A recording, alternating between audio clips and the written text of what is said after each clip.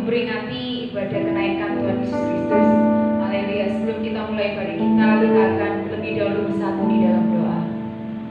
Tuhan Yesus, sungguh Engkau baik Tuhan dalam hidup kami, memimpin kami dalam setiap langkah kehidupan kami, Bapa. Terima kasih Tuhan buat penyertaan-Mu, buat anugerah-Mu bagi kami. Kalau sampai saat ini kami ada, semuanya adalah kasih karunia-Mu bagi kami, Bapa. Kami mengucap syukur Tuhan, bila lewat ibadah kami ini Tuhan, kami boleh menjadi semakin dekat kepada-Mu, semakin melekat di hati-Mu, Bapa. Di dalam nama Tuhan kami Yesus Kristus. Haleluya. Amin. Bila hati kita senantiasa merindukan kehendak Tuhan, dalam kehidupan kita sehari-hari kita senantiasa mengandalkan Tuhan. Haleluya Yesus. Haleluya.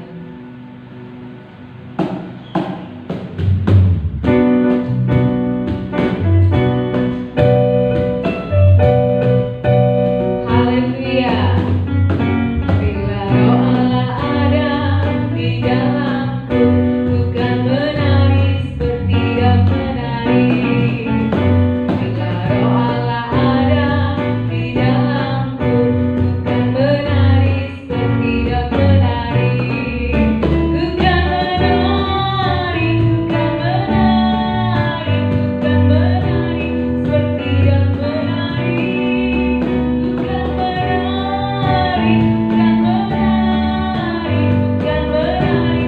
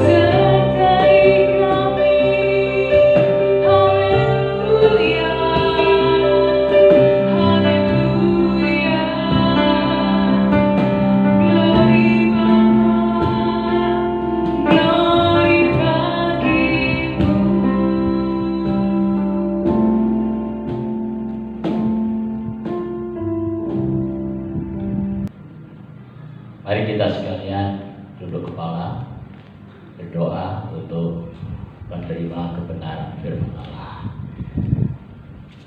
Bapa di surga, Engkau hadir di tengah kami bersama kami. Sesuai janji-Mu, maka kami sekalian Tuhan bersyukur dan berterima kasih untuk lawatan Allah pada saat ini. Kami akan menerima kebenaran firman, biarlah Tuhan melalui kuasa Roh-Nya akan menjadikan kami penuh dengan kebenaran itu dalam hati kami, pemikiran kami, bahkan seluruh hidup kami akan dikuasai oleh kebenaran firman Bapa saja. Terima kasih awal sampai akhirnya kami serahkan dalam tangan Tuhan setiap kebenaran firman, dan biarlah kami sekalian diberkati oleh firman Allah. Terima kasih segala puji hormat bagi Bapa dalam nama Yesus. Haleluya. Amin. Berhubung ini hari adalah hari ibadah kenaikan Tuhan ke surga, maka kenaikan Tuhan ke surga ini adalah satu berita yang luar biasa. Bukan saja nanti Tuhan Yesus yang naik ke surga, gereja atau umat Kristiani akan juga nanti satu waktu naik ke surga, sekali waktu Tuhan datang kali kedua kali di angkasa. Itu sebabnya perhatikan baik-baik, menjadi umat Kristiani jangan sampai hanya setengah-setengah, tapi biarlah tuntas, ya. Itu sebabnya pada malam hari ini sebelum kita ibadah meneruskan firman Allah, mari kita nyanyi sedikit. Ku menang bersama Yesus Tuhan. Ku menang di dalam peperangan. Ku menang. Ini suaranya ulangi saja.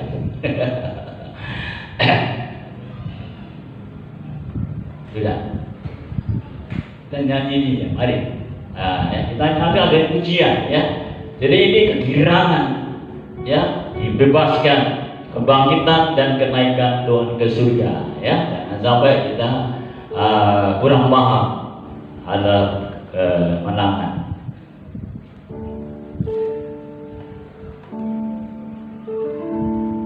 Ku menang bersama Yesus Tuhan. Ku menang di dalam peperangan. Ku menang atas segala setan. Haleluya, ku menang. Haleluya, dia bangkit. Haleluya, dia naik. Haleluya, dia naik. Terus turun. Ku menang bersama Yesus Tuhan. Ku menang di dalam peperangan. Ku menang atas segala setan. Haleluya, ku menang. Haleluya, dia bangkit. Haleluya, dia hidup. Haleluya, dia naik. Roh Kudus turun. Roh Kudus turun. Roh Kudus turun. Haleluya. Saya akan jelaskan sedikit dari awal kekristenan, dipahami, dipanggil ya. Jadi orang percaya. Setelah itu kita semuanya yang kata lain dimeterai Roh Kudus, diisi Roh Kudus, sehingga kita sendiri menjadi anak Allah atau orang pilihan.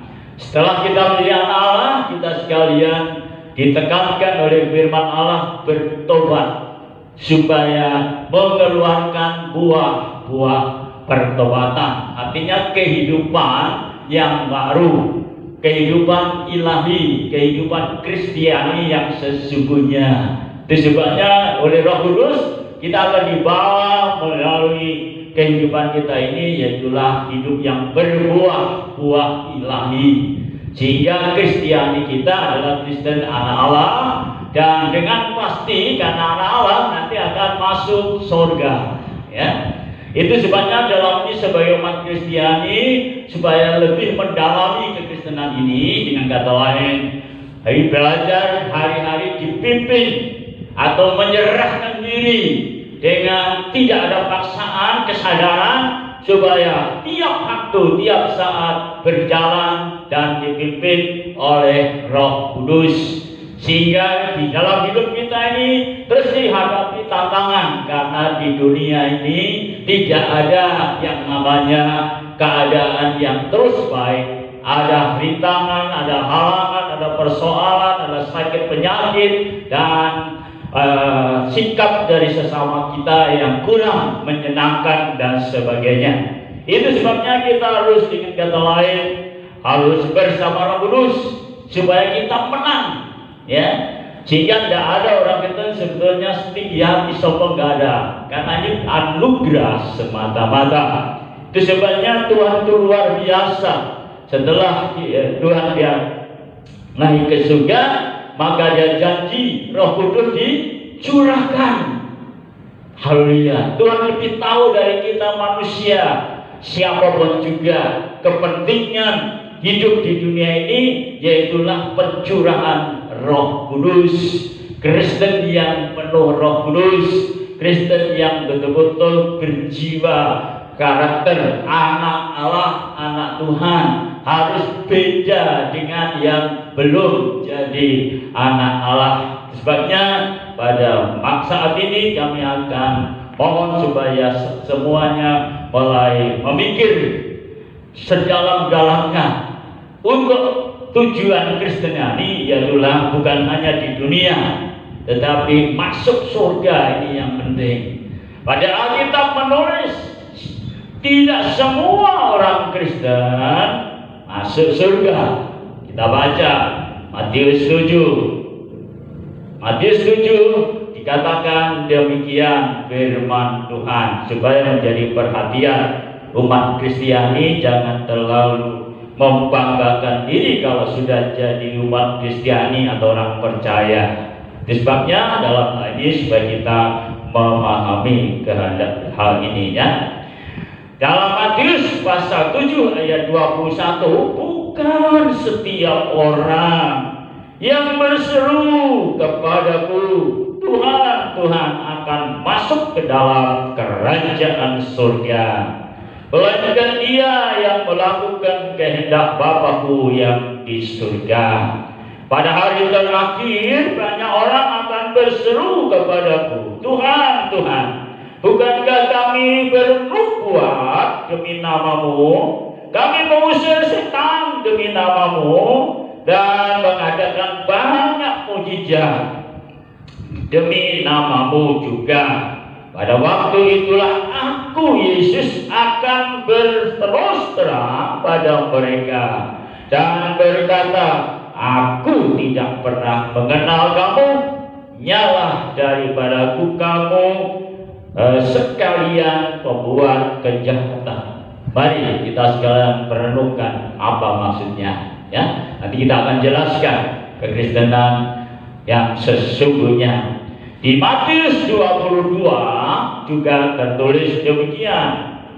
Ini perlu dipahami oleh kita sekalian, jangan terlalu bangga kalau kita sudah menjadi umat Kristiani. Tapi tujuannya harus kita capai melalui pertolongan Roh Kudus nantinya. Sebab banyak yang dipanggil, tetapi sedikit yang dipilih. Haleluya. Jadi kekristenan ada panggilan jadi Kristen, tapi ada yang terpilih.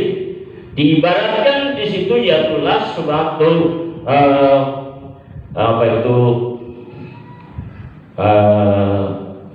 pohon, ya, suatu pohon. Kita tidak melihat yang namanya pohon itu secara kenyataan, tapi pohon itu yang diutamakan buahnya. Hidup Kristiani juga buahnya. Apakah buah daging atau buah roh?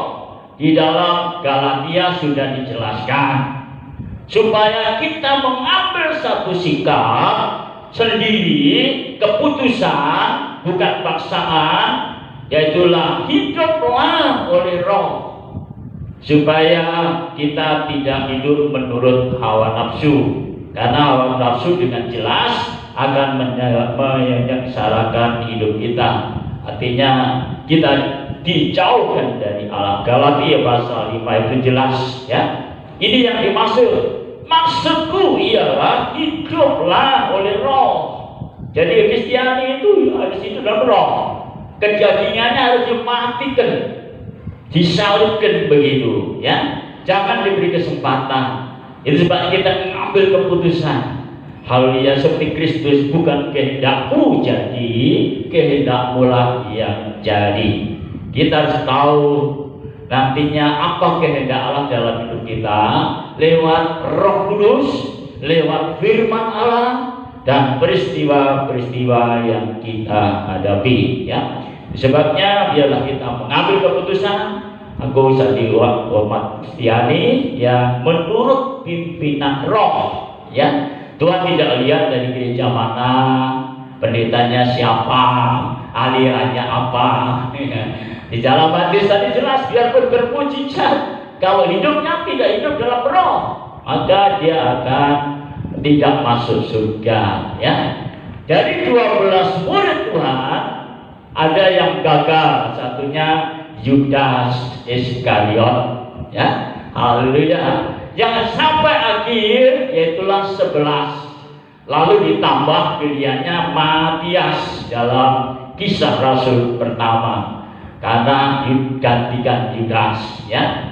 Dan yang paling dengan kata lain berhasil yaitulah setia seperti Yohanes. Haleluya. Nah, di sini ada yang namanya Yohanes, ya, begitu setia, ya, dipanggil, dipilih, tekun dan setia. Siapa yang setia sampai mati, artinya mengalami apa saja, tidak menyangkal nama Yesus karena kekuatan Roh. Wahyu 2 jelas ayat 10, baru mendapat mahkota kehidupan yang setia. Itu sebenarnya dalam ini jangan kita kurang paham. Mari kita hidup Kristiani. Hidup Kristiani adalah hidup perjuangan. Perjuangan. Haleluya. Jangan mengikuti yang tidak hidup dalam perjuangan.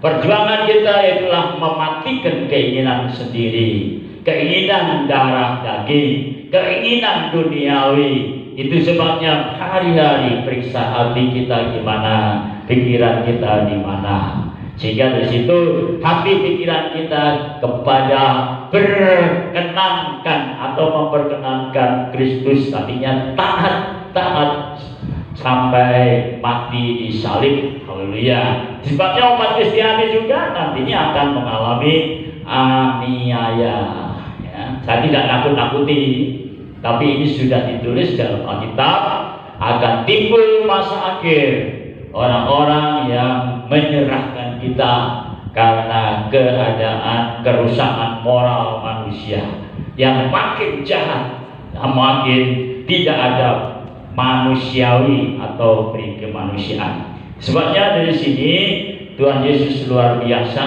dia naik ke surga. Itu menjadi satu pengharapan kita, tujuan kita kalau dia datang kali kedua, diangkat ke angkasa. Kita akan periksa dalam Kisah Rasul. Nah, ini ya pesan dari Tuhan Yesus demikian. Kisah Rasul pasal yang pertama dikatakan demikian. Yesus terangkat ke surga. Maka bertanyalah mereka yang berkumpul di situ, Tuhan, maukah Engkau pada masa ini memulihkan kerajaan bagi Israel? Jawabnya, Engkau tidak perlu mengetahui masa dan waktu yang ditetapkan Bapa sendiri menurut kuasanya. Kuasa, betul? Ya. tetapi kamu akan menerima kuasa hidup untuk segala tantangan atau manusiawi kita. Kalau Roh Kudus turun ke atas kamu, dan kamu akan menjadi saksiku di Yerusalem dan di seluruh India dan Samaria dan sampai ke ujung bumi. Sesudah ia mengatakan demikian, terangkatlah ia, disaksikan oleh mereka, dan awan menutupnya dari pandangan mereka. Ketika mereka sedang menatap ke langit waktu ia naik itu, tiba-tiba berdiri dua orang yang berpakaian putih dekat mereka dan berkata kepada mereka, "Hai orang-orang Galilea, mengapa kamu berdiri melihat ke langit? Yesus ini yang terangkat ke surga meninggalkan kamu akan datang kembali dengan cara yang sama seperti kamu melihat dia naik ke surga." Jadi yang naik, dia akan turun. Nah, turunnya ini datang kali kedua, menjemput gereja umat Kristiani yang hidup sepenuhnya di dalam kuasa Roh Kudus, kuasa ilahi. Sehingga kita lihat kisah Rasul, mereka setelah dipenuhi dengan Roh Kudus di dalam kisah Rasul pasal 2 dan sebagainya, maka mereka sekaliannya dengan kata lain memiliki kuasa ilahi, kuasa berkata-kata dalam bahasa surgawi. Ini penting. Haleluya, berkata-kata bahasa surgawi, ya. Haleluya. Setan pun tidak ngerti bahasa roh ini. Haleluya. Sehingga kalau kita berdoa kepada Allah, setannya bingung, ya, bahasa apa ini? Ya. Sehingga berdoa dalam bahasa roh itu langsung ke hadapan hadirat Allah. Dan oleh karena kuasa Roh Kudus, kita bukan berdoa sekedar berdoa, kita mengikuti pimpinan Roh. Satu waktu bisa berjam-jam, ya, apa Tuhan Roh Kudus menggantikan kita dalam berdoa kepada Allah. Kita semua punya keperluan, punya masalah, punya harapan, punya beban. Berdoalah dalam roh supaya kita semua nanti mendapatkan pengampulannya. Seandainya masih nunggu lama seperti Bapak Abraham, ya, Roh Kudus memberi kesabaran. Itu sebabnya dalam hal ini sedikit kami singgung kerjaan roh di dalam hidup kita. Yang pertama adalah yaitulah Roh Kudus bagi gerejanya. Roh Kudus kuasa ilahi mengubah, ya, kodrat manusiawi lama kepada kodrat ilahi manusia anak Allah, ya. Lalu Roh Kudus adalah roh kebenaran. Kita tidak akan mampu hidup dalam kebenaran di zaman yang sekarang seperti kali ini tanpa Roh Kudus memimpin kita, tanpa kita juga baca Alkitab, ya. Sebab baca Alkitab juga ada gangguannya, malas. Tapi Pak Pendeta tidak boleh malas. Ya, yang malas ya bikin sendiri. Karena itu pelajaran, ya, firman Allah, ya. Roh Kudus adalah penolong di Yohanes 14 ayat 15. Lalu Roh Kudus penghibur, Yohanes 14:26 banyak, ya. Roh Kudus memberi damai sejahtera 14:27. Roh Kudus memberi kemenangan. Haleluya, ya. Bersama Yesus kita semua jadi pemenang. Itu Roma 8 ayat yang ke-27 kalau 37 kalau salah, ya. Lalu ada lagi Roh Kudus itu adalah Immanuel.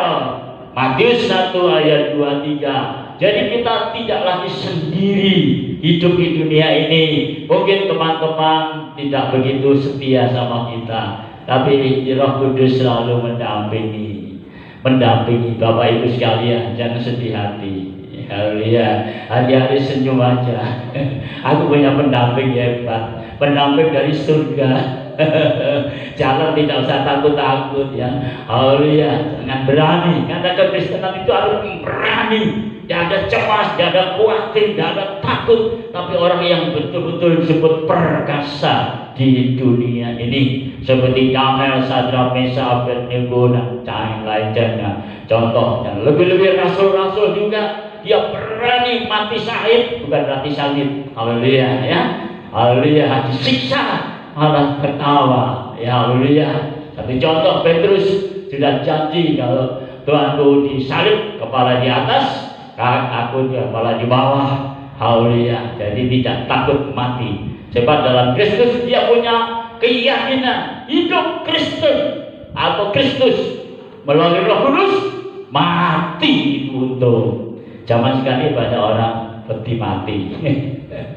Haleluya. Saya sudah berdoa ulang-ulang karena umur saya sudah 77. Ada diskonnya sudah, ya. Satu waktu ini boleh ya. Timbang alam dunia kayak gini. Haleluya. Tapi belum waktunya, ya. Memang ada waktu lahir, ada waktu meninggal, ya. Lahir juga ditetapkan Allah dan meninggal ditetapkan Allah. Selama hidup ini, Roh Kudus kita diberi tugas menjadi saksi. Saksi ini bicara dengan kata lain, bicara tentang apa isi kitab suci, tentang Dia satu-satunya penebus dosa. Haleluya. Dia datang ke dunia oleh karena dosa manusia. Tuhan telah mencoba dan mengirim Taurat, mengirim nabi-nabi, tapi tidak berhasil. Dan akhirnya Allah sendiri melalui Yesus datang ke dunia, lahir di Bethlehem dan jadi penebus dosa manusia. Tidak ada yang lain yang bisa menebus dosa, hanya Yesus. Bukan agama, tetapi Yesus penebus dosa. Dia juga disebutkan juru selamat, artinya pribadi yang dapat menyelamatkan manusia. Menyelamatkan artinya memindah dari kuasa kegelapan kepada terangnya yang ajaib. Kolose bicara demikian, sehingga tidak usah kita ragu-ragu. Yesus itu memegang peran yang luar biasa, sehingga dengan kata lain bukan saja juru selamat, tapi Allah Immanuel. Itulah di dalam Matius 1 ayat 21, Immanuel, Allah beserta kita. Memang tidak nampak secara mata jasmani, tetapi dalam roh dan keyakinan kita dikuatkan oleh Roh Kudus. Kalau kita mengalami problem, Tuhan campur tangan. Kita mengalami apa saja berseru sama Dia, Dia hadir karena Dia berjanji, sekali-kali aku tidak tinggalkan engkau, sekali-kali aku tidak biarkan engkau, aku menyertai engkau sampai kesudahan zaman. Inilah hal-hal yang perlu kita pahami jadi umat Kristiani. Dan sudah jelas dunia ini tidak akan makin baik, tapi makin betul-betul penuh dengan penderitaan sengsara dan akan dihancurkan oleh Tuhan, dihancurkan dengan api. Itu sebabnya perlombaan senjata api ini merajalela. Nah, nanti akan betul-betul terjadi. Tapi sebelum itu terjadi, umat Kristiani yang penuh roh, dipimpin roh, Kristiani yang ilahi diangkat lebih dulu. 5 perawan bijaksana, Matius 25. Lalu yang kurang bijaksana, ya jangan salahkan Tuhan. Yang kurang sungguh-sungguh, maka ditinggal. Ketok pintu, Tuhan buka pintu. Aku tidak kenal kamu, bukan Tuhan jahat, salah sendiri.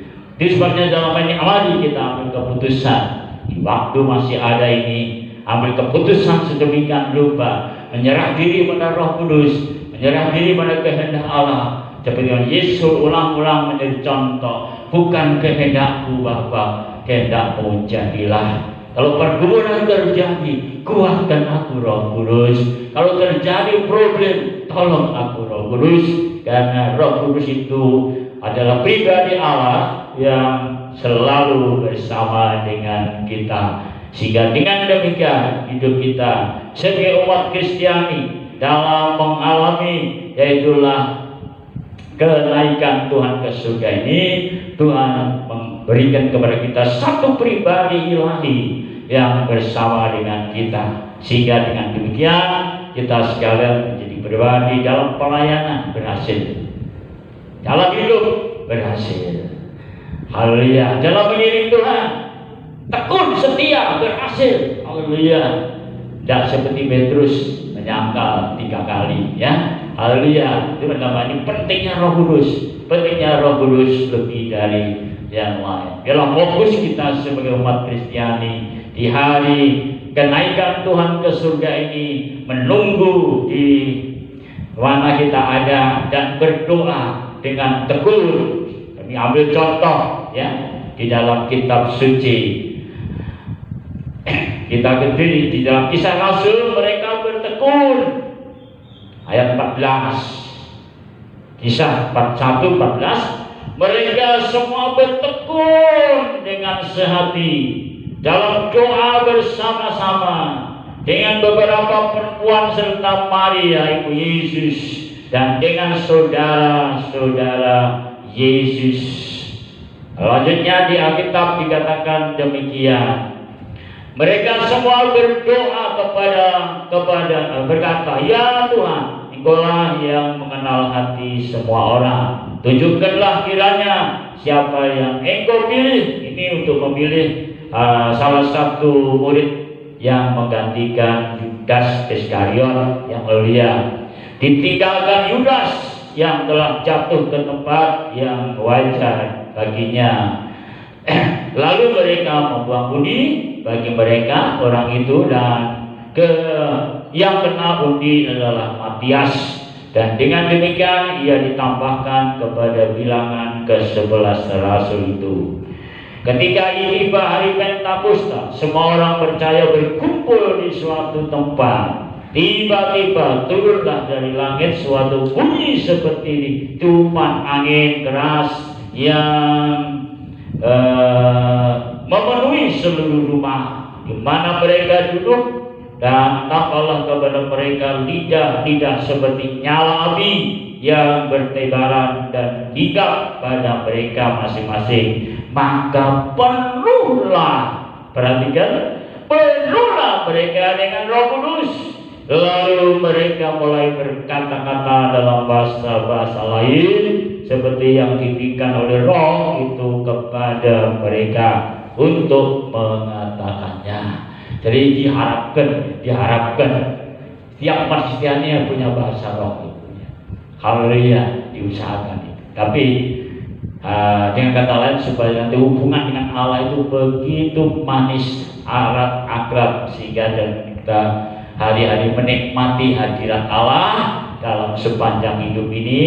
Ada damai, sejahtera, sukacita, dan kegirangan, dan kita akan terus cinta Yesus lebih dari segala yang ada dalam hidup kita. Dengan kata lain, setia sampai mati, haleluya. Karena hidup manusia mesti mati, ya, haleluya. Tapi di dalam Yesus akan dibangkitkan kalau memang Yesus belum datang kali kedua di dalam Tesalonika. Sehingga yang mati dibangkitkan dulu, lalu yang hidup diangkat, ketemu di angkasa, dan masuk dalam kemuliaan. Kiranya ini menjadi satu pandangan bagi umat Kristiani, saudara kami sekalian yang ada, supaya jangan dengan kata yang kurang memahami. Itu sebabnya kami menghimbau dalam melalui hari kenaikan Tuhan ke surga ini, kita betul-betul mengarahkan pandangan kita yaitu ke depan, yaitulah hidup yang lebih bersungguh-sungguh dalam Tuhan, lebih tekun, lebih setia. Apapun terjadi, nomor satu yaitulah melaksanakan kehidupan bersama Tuhan. Akibat inilah kebenaran firman Allah yang kami dapat sampaikan. Ya, hari tunduk kepala, kita akan berdoa. Bapa di surga, terima kasih banyak untuk kebenaran firman yang Tuhan sudah sampai kepada kami. supaya kami lebih jelas pengertian kami dan lebih tahu bagaimana kami hidup, supaya hidup kami tidak nantinya ditolak oleh Tuhan atau sia-sia, tapi kami semua akan sampai kepada hari terakhir kedatangan Tuhan kali kedua, yang mati Tuhan bangkitkan, yang hidup diubahkan, dan semua kami masuk dalam kemuliaan Tuhan yang sudah siapkan untuk tempat di mana hidup selama-lamanya bersama Tuhan. Ibadah yang kami laksanakan ini Tuhan berkati, dan saudara kami sekalian yang ambil bagian di dalamnya. Terima kasih Tuhan, terima kasih. Di bawah waktunya sebentar lagi kami tinggalkan tempat ini, dan Tuhan memberkati kami sekalian. Sedangkan tangan Maha Kuasa Bapa berkati akan kami sekalian di sumber naungan pimpinan dalam kehidupan kami hari-hari. Seluruh kekasih Tuhan, terima berkat Bapa, kasih-Nya, damai-Nya, sejahteranya, sukacitanya, kuasanya berlaku kita semua, dan persekutuan Roh Kudus memimpin, membimbing, menuntun, mendidik, mengajar kita sekaliannya untuk tetap hidup di dalam kehendak Allah saja. Immanuel, Tuhan beserta kita sampai Maranatha, Tuhan datang kembali dan masuk dalam kekekalan. Dalam nama Tuhan Yesus.